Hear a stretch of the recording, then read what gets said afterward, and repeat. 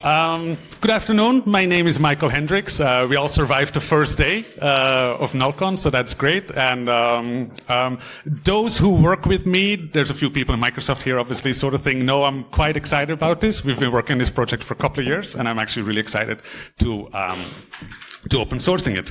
And so first starting, like, who's this guy in front of you? Obviously, my name is Michael Hendricks, as you can say. I wasn't born in Dusseldorf, and for German friends, I know I'm mispronouncing it. It's actually Düsseldorf, and it has an umlaut on the U. I know that as well. It's very hard in regular expression, so we sort of call it Dusseldorf internally. It makes it a little bit easier. I work at Microsoft. I run a team that does research in hardware and open source as part of MSRC, as the T-shirt says as well. And I'm also one of the chapter leads in OWASP in Seattle, so that's a lot of fun. Now, sure, I'm presenting this tool, and we're open sourcing this tool and so on, but it's not just something I built. This is actually we have a little internal name for our group there. I'm representing the work of quite a few people there, and internally we call ourselves the Dusseldorks sort of thing, because that's an easy thing to play around with. It's actually an email account as well. I don't know if it accepts external emails, but if you email dusseldorks@microsoft.com, you end up with the team that wrote all of this. But let's sort of dive into it, because initially when we started creating, when I started creating the slides, I wasn't really sure how to start and so on, and I wanted to break it up in three parts, sort of why we build it, what we've built, and the most fun part, how to use it, obviously. So let's focus on the first thing, like why we actually built Dusseldorf. Why do we need to create our own software for things that exist already out there?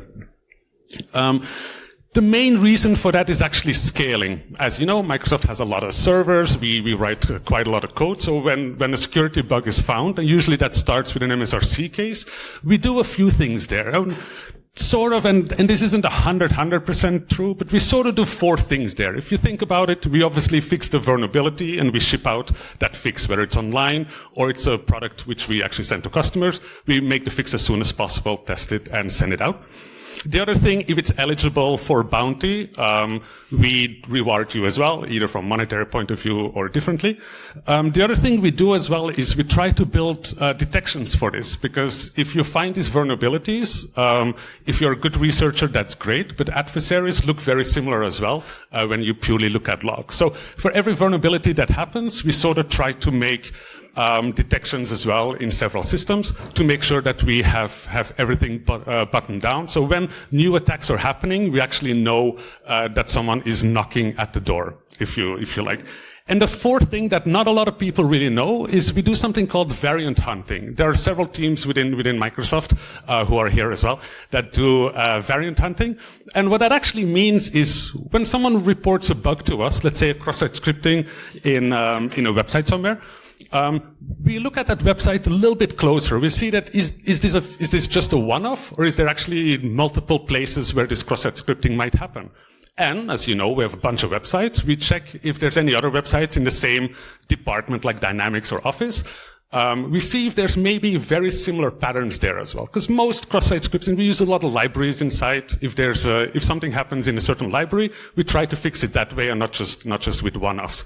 So if you think about it, sometimes when an MSRC case is reported to us, it turns internally into a few more MSRC cases. Right? And we do the same thing. We make sure we send out a fix as soon as possible. We see if we can do any detections on it, and we do some more variant hunting on that as well. Obviously, internally, we don't get any bug bounty money, but every bug can turn into a little bit more. And then I went crazy from a PowerPoint point of view, so you know as well from a scaling standpoint that in the end, a MSRC case reported to us sometimes turns into dozens, if not more, individual bugs that we need to fix and write detections for, and so on, and do more variant hunting in different departments or in different features of the same product. So scaling is sort of quite a problem there. And that sort of made us think like, oh, why did we build Dusseldorf? But the first thing I actually want to say, like, why did we name it Dusseldorf? Because it's sort of an odd name to sort of talk about. I wasn't born there. I'm from Belgium, close enough, but I wasn't born in Dusseldorf. It's just a normal project name. It's a common practice, and I couldn't find an official document on this. We obviously have naming guidelines in the company, but I couldn't find an official document to use place names. But it turns out you cannot copy copyright a place name. So a lot of code names for Microsoft products actually start with a place name. And few known examples, and this is on Wikipedia, so this isn't any secret information. Windows 95 was called Chicago. Internet Explorer 1, for those who have as much gray hairs as I do, might still remember that.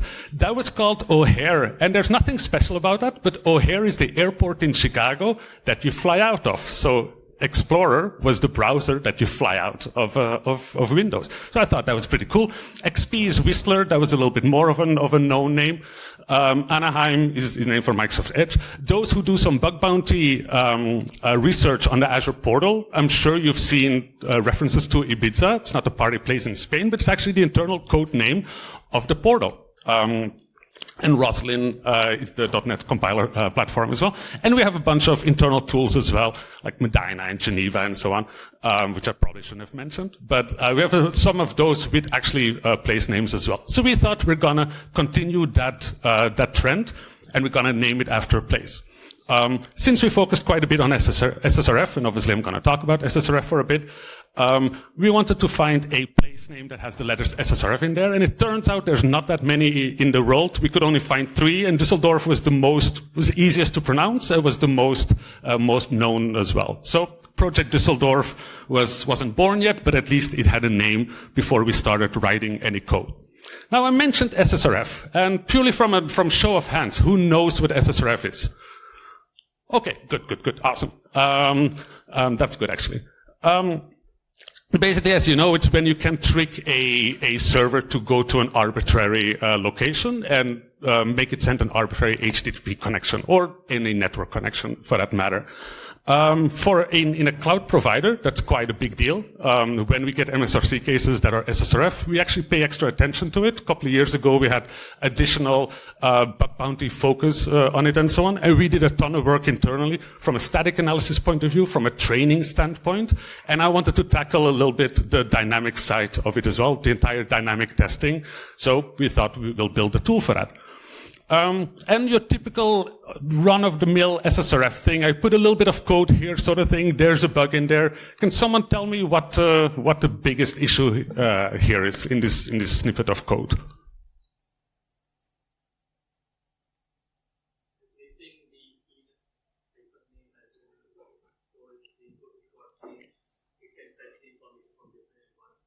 Perfect. Yes, exactly. The bug is right there in the middle. This environment name is sort of a string that sort of gets concatenated in a variable and so on. And on the third line, we try to get a file from there. So this is quite a problem. And if we look at it, what an SSRF actually is from a very, let's say, architecture point of view, we can sort of throw this in a little diagram. If we look at SSRF and this, like look at this from a hypothetical point of view. You have a normal application with some backend code, the same code we saw earlier. Here's your user. It tries to do something with a web service, and it sends a request. And in there, let's imagine there's a parameter called environment, and or env, and that sort of indicates which environment we're talking about. For example, we have a prod server, a dev server, and a test server, and so on. So if that environment says test, it'll go to the test server because it sort of creates a hostname api-test. backend.contoso.com, and then it does the normal request there. And usually, if we talk to internal services, these are not unauthenticated. We send extra authentication tokens with it as well. So from a normal functionality point of view, if you would change that to prod, then you can see that our server is talking to a different HTTP server within the firewall, and everything is okay. And we can trust that and so on, and it's good. Now, where it becomes dangerous is if we give special characters. So, for example, here I encoded a / the percentage to f, because what that means is suddenly we separate where the host name is from a directory name. And what actually will happen is we'll reach out to that resource on a different network, on a different host name altogether. This isn't contoso.com anymore. Suddenly we'll go to api-a.evil.net because we can't get rid of the API dash, but the rest we can sort of control. As long as there's a slash in there, we can sort of see where we're going. And if we think about it, like actually what happens with an SSRF, it's not just it'll reach out to HTTP. A few things happen from a network point of view. In step one, you sort of, there we go. In step one, what actually will happen before we do the entire HTTP request, the first thing we'll do is where is evil.net? We'll actually figure out where the entire domain is hosted. We're not even talking about hostname yet, purely from a domain point of view. So that's a normal DNS packet. It'll be that server that talks to a DNS server, try to figure out who hosts the name servers for this IP address. Now, one thing about DNS is that it's not just one DNS server. This might actually be the upstream server of that server in the cloud that talks to an ISP or a corporate DNS server, and that may continue quite a bit. And sometimes even those DNS servers itself will talk to or will host the DNS responses and cache it. We all heard about DNS caching, and cache these things locally. So in the end, it doesn't really matter what DNS server you talk to. You end up sort of talking to the final DNS server of the domain itself. And what that machine will do is translate the machine name into an IP address. So we're not talking about domain names anymore. We figured out what that is. And we sort of figured out as well where the name server of that is. Think of it as a phone book, for people who still use phone books, of an entire domain. It will have all the subdomains and all the A records with IP addresses and other fun DNS things in there.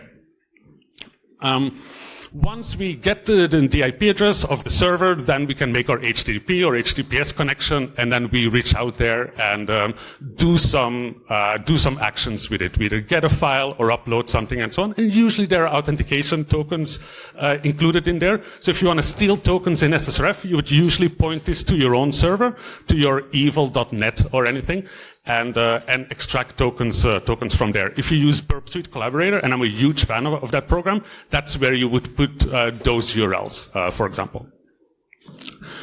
And if we sort of zoom out, and if we look at SSRF, and if you squint a certain way, it's not just SSRFs. For example, if you talk about a completely different vulnerability, something called XXE, external XML entities, what that will do, if you look at it from a diagram point of view, not a lot of things changed, or payload changed, because obviously it's a different vulnerability, and some of the host names changed as well, but host names are sort of,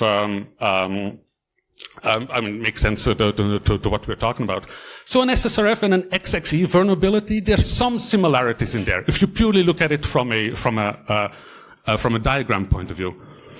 And we started thinking more about it. Let's go away from servers. Let's go to the client side. If you have a cross-site scripting vulnerability that purely happens in browsers, if you squint a certain way, cross-site scripting, you can make it reach out to something else. So instead of just do an alert 123 and a pop-up box somewhere, you could say, well, you know, if you're going to execute JavaScript in a browser, why don't you get an extra file from somewhere else? And the great thing about that is if you control the DNS server, then you can figure out that your JavaScript tried to do something. And that's a lot easier than just popping up a random box somewhere on a random screen.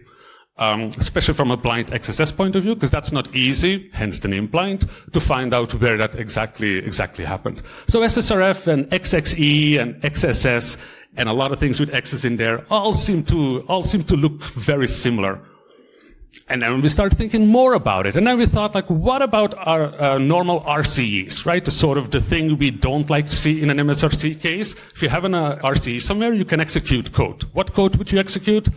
Well, if you're trying to find things at scale, an easy thing would be to all reach out to the same thing. So if you use some sort of payload have every tool that could potentially do a DNS lookup on that machine try to reach out. So whether you have SSH install or NSLookup or wget or anything, if one of them fails, that's okay. Because with the single ampersands in there, all of those would just become background processes. So if one of those succeeds, we'll actually, on our DNS server, we'll get a response. So we started thinking about that quite a bit, and then we sort of, looking back at our SSRF thing, how can we control this at scale? How can we just create a lot of things that we can easily see whether we're vulnerable or not?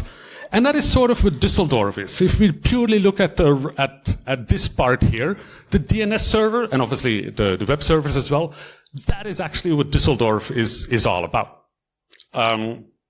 Because then no matter where you are on the internet, and on the slide earlier, whether this was DNS servers from your ISP or any other upstream service, this, any host name would still get resolved on our server. So if we're listening on DNS, we can actually see what's happening. We have a little hint of what's possible. So we can suddenly say, here's a few thousand XSS payloads in different fields. Let's say on a random web page, you would have name, last name, phone number, city.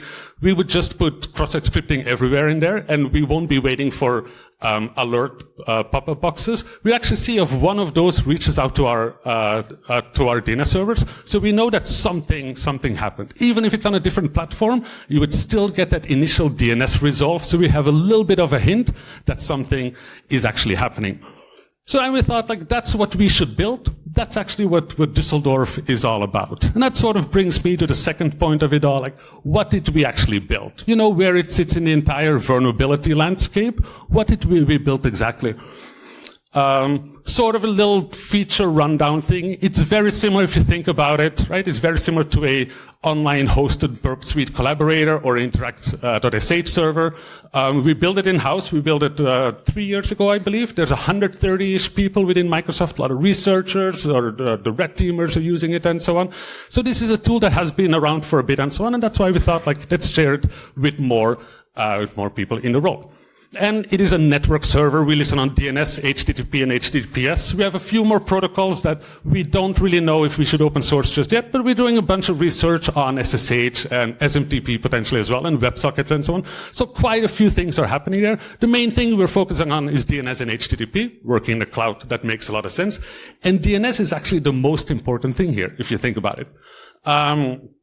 One of the cool things I think is really cool about it is that it has custom responses as well. So it's not just that you have to send a request and see whether it received, and it's very passive. We can actually send custom responses with headers and so on to sort of trick your SSRF into doing more than just saying, yes, we had an egress HTTP connection. There's actually more happening there then. We build a UI and an API on top of it as well, because a UI makes it easy to set things up. An API makes it very easy to check things at scale. If you're sending 1,000 packets or millions of packets somewhere, because we have unlimited host names, I'll talk about that in a second. If you send 1,000 packets somewhere, it's easy to sort of, with an API, go through that, so you don't have to click through a web interface over and over again. So what's the architecture? We saw earlier where it is, but it's sort of in a few building blocks, if you like. We have a few listeners, and all of those are written in Python, so it's very readable and so on. The backend is a MongoDB, because it scales really well, and it's blazingly fast. Internally, we use Cosmos for that. And we have a front end as well, which is the API I was talking about. So if you think about it, what it actually does, the listeners, as the name implies, they listen on the network, DNS, HTTP, and HTTPS. They have a rule engine built in as well, and obviously you can do analysis. You receive the packet, and you can see what it exactly has. If you stole a token or extracted a token, you can see what it exactly has. But even the DNS traffic, you can see what happened, and you can create rules that say if someone is making a request for a shell script, give a bash command back and give extra bash commands, because then you can say you didn't just have an SSRF, or if you're testing for RC, you can suddenly execute some code and say, okay, what are we running at? Are you running as a normal user or as root or any other things? So we thought custom responses is quite important. We should build those things as well. All of it is stored in persistent storage. As I said earlier, we use Cosmos DB for that. Handy thing of working in Microsoft. It's global. It scales really well. We don't have to manage it very well, but it just talks to a normal Mongo interface and so on. So we test it with local Mongo instances as well. It's all stored there. It's an open format. It's self-hosted. It's your server, so you can just see exactly what's in there. And finally, as I mentioned, we have a web UI and an API as well that we can talk to set things up and analyze them. So this is sort of what it looked like from a very architecture point of view. Then I wanted to talk about the building blocks a little bit. Dusseldorf has 3 things, but I'll call it 4 things initially, because that makes it easier to make the slides and align the slides. I'm not going to lie. We have 4 things. We have domains, right? That just means you set up a domain and that's yours. Think of it as your evil.net All of you who have ever produced a bug bounty report, which has an SSRF, would be about talking to an hacker's endpoint or an untrusted endpoint. I'll call that here evil.net. So we have domains talking to which need a domain such as evil.net. The second thing we have are zones, and that's just our name of saying subdomains. Everything under evil.net is a zone, and that makes it easier for us to sort of use the same words there. So for example, test.evil.net is a zone within that domain. We have requests. Every request sent on DNS or HTTP or any of the network protocols we support, we'll get all the data and so on, and all the metadata around that as well, and that is just something we store as a request. So everything sent to test.evil.net or anywhere on the internet, if no matter which country you're in or whatnot, if you try to resolve that name, you'll end up on our DNS server. So suddenly we have something that can scale really well. And even from a blind XSS point of view, if this payload gets executed in a day from now or a week from now, we'll still get it, because this is running at all times. It doesn't go away when you close down any application or whatnot. It's running in the cloud, it's there, and it's great. And the last thing, as I mentioned as well, we have rules. We can create filters, and we'll see later how we do that. We can create filters on making sure we only talk to certain requests, right? If you have a post request or a get request from an HTTP point of view, you might want to give a different response. So that's why we created rules, so we can sort of say, when a request comes to us, let's say something else based on certain filters. And those are the 4 building blocks to run Dusseldorf. And actually, why I mentioned 3 first is that the domain, that's something you have to do once. Once you set it all up and have the domain, have your certificate, that's not that important anymore. Then we just focus on creating zones, looking at requests, and looking at rules as well. Talking about zones initially, as I said, they're subdomains. It's very easy to set up. As I mentioned earlier, a domain you have to set up just once with an installation, but a zone as well, because a zone would just be a subdomain, and suddenly you have access to the subdomains of that subdomain. And that doesn't sit really right, but if you think about it, you have an unlimited amount of subdomains. And if you look at it, the DNS key space is surprisingly large, even if you just have a subdomain of 6 characters. So let's say one of those, abcd.a.domain.tld or evil.net, you can suddenly get 2.5 billion different subdomains there. And that makes a lot of sense if you suddenly want to start really flooding systems at scale, where you say like, well, we have hundreds of web pages running on dozens of servers. All of them have dozens of input fields. Those numbers become really big very soon. So we can easily say like, let's create a few thousand or a few million domains, throw it all at something, and see what actually comes back to us. If you increase the number of characters in there, obviously that goes up quite a bit. And generally DNS, that's not always true, but DNS is usually case insensitive depending on your DNS servers and so on. You can only, so we only look at it from a lowercase and a numeric and a dash point of view. So that's 37 characters to the power of 6 or 8 or 10, and these zones can be in DNS. Each field can be 63 characters. So 37 to the power of 63. I don't know how much it is, but it's a huge number if you're looking at payloads. So sort of, I'll call this unlimited host names almost. How we use that internally is sort of, we try to cast a net, if you think about it. We create one zone, a.domain.tld. We create a bunch of random, unguessable, never used before domain names under it, domain names under it, subdomain, sort of the subdomain of our zone. These are unguessable. So the cool thing about this, even if ISPs do any DNS caching, this has never been used. Any of these host names have never been requested on the internet. So suddenly, if you get a hit on that, you're relatively sure that it was probably one of your scripts, and it wasn't just a random person on the internet guessing your domain name. And even if that random person guessed a random domain name, you have unlimited one, you just try with another one, and we would try the same payload. Let me actually see that. We would try the same payload a few times. So for example, in this case, let's say you throw all of this at, I put a few icons there. I didn't really know how to represent fuzzing or anything. And it's not fuzzing from a binary point of view, but think of it as just spraying an application with a lot of payloads, just a lot of payloads to say, well, you know what, if this executes as JavaScript, go to this host name. Or if this SSRF, maybe you need encode something with base64 or anything. Let's use all these host names, and suddenly we can become very sloppy. I think from a fuzzing point of view, we can just throw a lot of things at a machine somewhere. And if one of those responds back to us, we know we have something. So here, let's say, out of all the things we throw at an application or at the cloud or whatever we're testing, if one of them is resolved, let's say one of those ZZS99 and so on, purely from a DNS point of view, nothing has to connect to HTTP, nothing has to do anything. As long as you resolve that name, we find out about it. And then we think like, well, what if it's a researcher that's not so happy and is just trying to flood all of this? That's easy. We'll find, we'll just create another one. Because basically what happens, we get that request. When I said earlier, we have our zone. These are the requests we can see. It gets stored in the database. And in the front end, whether you do this from an API, in a script point of view, or from a very UI standpoint, you can see whether something happens. And we'll see in a second how that looks like as well. And we get a good signal saying like, oh, you know what? This payload was successful. And if we're not 100% sure, we run the exact same thing, purely where it happened. I don't know if that turns red. There you go. Purely where it happens, we can say, you know what, we're going to replace that with another never used before, and we'll only use it once on the internet and never again.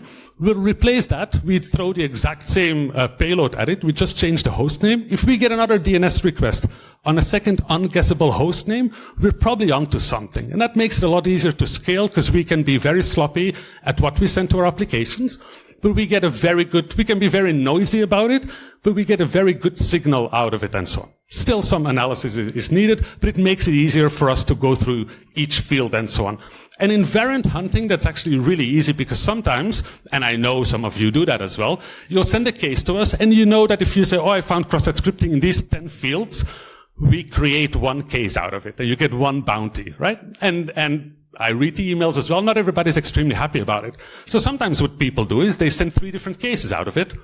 Sure, might still be one reward sort of thing. You found a bug in an application, we fixed it somewhere in a library, and suddenly the entire application was fixed. Now, if you would say like, sure, instead of saying here's a bug and another bug and another bug, I'm going to submit a case every 2 or 3 weeks. We do variant hunting as well, and we can easily, with something like this, throw a lot at it and suddenly see if there's additional vulnerabilities that researchers haven't found yet. So it's sort of a race there, and this makes it easy for us to do this at scale. Which gets us to the final point, is actually how to use it. And that's the most fun, right? How something works under the hood is great, but let's actually see how we would use it. As I mentioned earlier, we have a UI. It's an easy web UI. It's written in React. It's an amazing framework. And we use this front-end framework called Fluent UI. It's an internal Microsoft thing. It's what most Microsoft products are built on, all open source and so on. So we wanted to use that as well. The other thing we did there as well, we actually make it very easy to collaborate with others. You can, as long as you're in the same Azure tenant, we only built it for Azure, it was natively built in there, but it's OAuth and OpenID Connect services, so it's a very open standard. You can actually, instead of having to send payloads around or anything, or keep your collaborator running or anything, you can add other people within the same company to the same zones as well. And they can see the request, they can create rules and see what the request and responses are. And we have a few payloads in there for additional for examples that we use a lot. So we thought we'll front load some of those as well. So I mentioned earlier zones. You have to do it once. And how difficult is it? Well, it's easy. We didn't just put one button on the homepage. We put 2 buttons if you want to create a zone. If you have no zones at all, this is how the UI looks like. You'll see this later on as well. If you want to create a zone, you click the button, it'll tell you what you want it to be called. Internally, we use Dusseldorf.net. Guess why? But you can create whatever host name you want on there. So for example, if you want to create nullcon.dusseldorf.net, that is how difficult it is to make a subdomain. Now, if you want to do this without something like this, you would have to set up subdomains or a DNS server and so on, and web servers and whatnot. And then, as I mentioned earlier, when setting up a domain like that, whatever happens on the internet, if someone tries to ping it, right, that uses ICMP, there's no port there. We cannot listen on a port to see if someone tries to ping us. But when you ping something, if you ping a host name, the first thing it does, it tries to resolve that name to an IP address.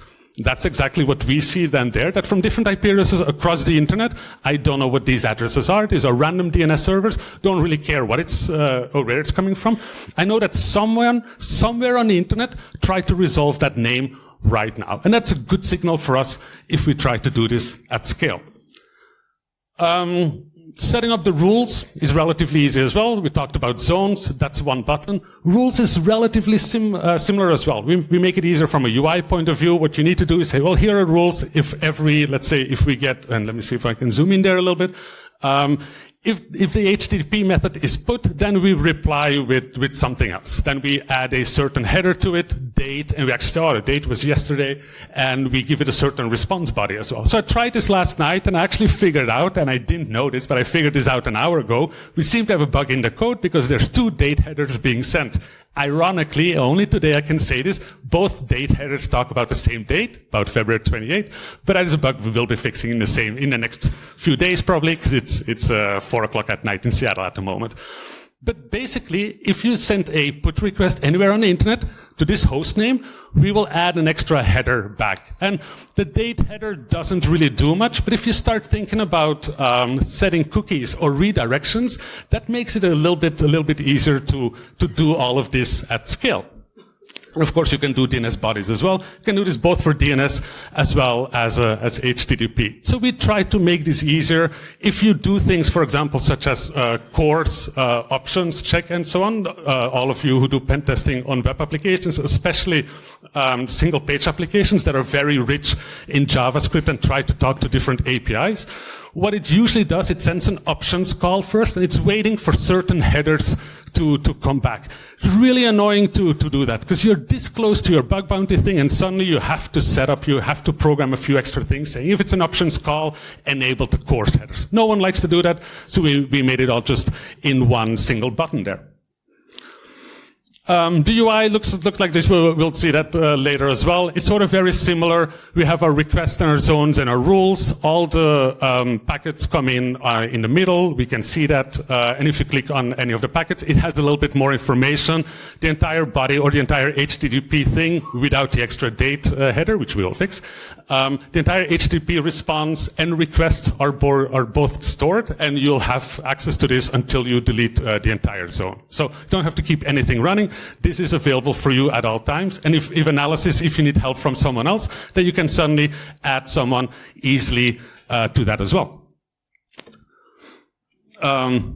Adding is equally easy as well. As I said, it's an API, and we try to make the front end on top of it to make it as easy as possible to set things up. You want to add someone else to a zone. I added 2 of my colleagues to one of the zones I created. You type their email account, or actually technically their username on the tenant, and then you can say whether you want to have them read-only access or write access or assign other roles and owner. Read-only, you can just see the request and the responses. There's nothing else that they can do. Read-write, technically you can create rules for it. Assigned roles, add other users, and owner is think of it as your admin or your root. You can delete the entire zone, and so on. So very easy for users within your own tenant. You can just add a few clicks and add the people to it, and that's how simple it is. The requirements, it's not as easy to just double-click some install.exe. There's a few things you should do. You need a machine with a public IP address, because in the end we're targeting the internet. Now technically you can run this on air-gapped networks as well. If you know enough about DNS, you just have to set up an NS record technically. That needs to point to an IP address, and firewall-wise, if you want to run DNS, HTTP, and HTTPS, you have to open the right ports as well. Depending on your domain, and I found that out at 3 o'clock this morning, some domains need 2 IP addresses. For example, the .ms domain, if you just have one IP address, it won't allow it. And you can say, well, .ms, why is Microsoft so difficult? It's not Microsoft. .ms is a little city 14,000 kilometers away, or little island, called Montserrat. And from a policy point of view, from a high availability standpoint, they want 2 IP addresses. We found out last night, but sort of made it work. If you want to do HTTPS, you do need a wildcard certificate, because otherwise it'll be very hard to have every host name available in your certificate. These are dynamic host names, so in the end, you cannot have a certificate for host names that never existed. You could create it, I think, but you can't really upload them. So you need a wildcard certificate as well. The great thing, things like Let's Encrypt, if you can prove ownership of the domain, will give you a wildcard certificate as well. So that's an easy thing to solve as well. And the code, as I said, it's available on GitHub. If you go to github.com/Microsoft/Dusseldorf, we open sourced it literally 4 hours ago, so all of you are the first ones to ever see this. It's open source now, and it's all in Python and so on, so you can go through the code there. But the most fun thing about it is actually if you can play with it. So why we figured out that Montserrat needs 2 IP addresses, because last night we tried to set up an instance for Nullcon itself, and if you register, you can use it. We're gonna shut it down in 2 weeks from now, because in the end, this is evil.net, and I don't know how much we can trust all the researchers, of course, but this is available, so you can start using this today. The only caveat there is you need to become part of the tenant, and I don't know who you are technically, so basically I would say if you send me an email, Henry@Microsoft.com, and you put Nullcon 2025 in the subject, then I'll add you to the tenant, and you'll get an email there to get added. You might have to install Authenticator just to have sure that we have 2FA, but we all work in security, so we obviously all use Authenticator. And the UI is available here as well on nullcon25.dusseldorf.security.azure/UI. That's quite of a mouthful. You'll get these slides as well, so you can easily go there. And the data plane, or evil.net, is on NC25. It's something we set up for Nullcon 2025.ms. And this is where we figured out whether we actually need multiple IP addresses. So this is something, we both have a form. You can go to ak.ms/Nullcon as well. To sign up, we just basically need an email account, so we can create an account for you on the Azure tenant. And then you can basically start using it. So you don't have to install your server and so on. And we sort of hope that you like it enough and sort of try to create your own instance out of it and so on, and run this at home. Because one of the issues we had as well during research is when we do a repro on, if we reproduce a bug that's been submitted to us, and we do find an SSRF, and we leak a very powerful token, we send our powerful token to a Burp Suite collaborator URL. And it's an amazing company. They won't abuse this, but that sort of makes it harder for us as well to sort of do a lot of testing. So we built this initially in-house, and all of this stays within the database as well. There's no telemetry being sent back to Microsoft. All this stays in your database and so on. You can set up telemetry if you want. Again, that stays in your area then, but nothing gets sent back to Microsoft. So send me an email. I'll create an account for you. Just make sure you put Nullcon 2025 in the subject. Makes it easier for me to see which one is for what, and you can start playing with it. And that is sort of the like how to use it and whatnot. But I sort of wanted to rewind it all the way back to why we really did it. And it's going to sound a little bit corny and so on, being all Microsoft and so on. But one thing, I've been there almost 9 years. One thing I really like about it is that they're very strong on empowering other people. So what we want to do here as well is, this is a tool that's been relatively useful for us for quite a while. We want to empower our researchers to run at the same speed that we can do internally from a dynamic point of view. And it's open source, so if you see something that you don't like, tell us and we can fix it. If we don't see it use for it, you can fix it yourself. If you don't want to tell us, fork the project and work it with there. And in the end, we wanted to empower, as I said, our researchers to run at the same speed that we can do. And with that, I want to thank you. I want to, if you have any questions, I don't know how we are on time, but if you have any questions, I'm here today and tomorrow. Thank you very much.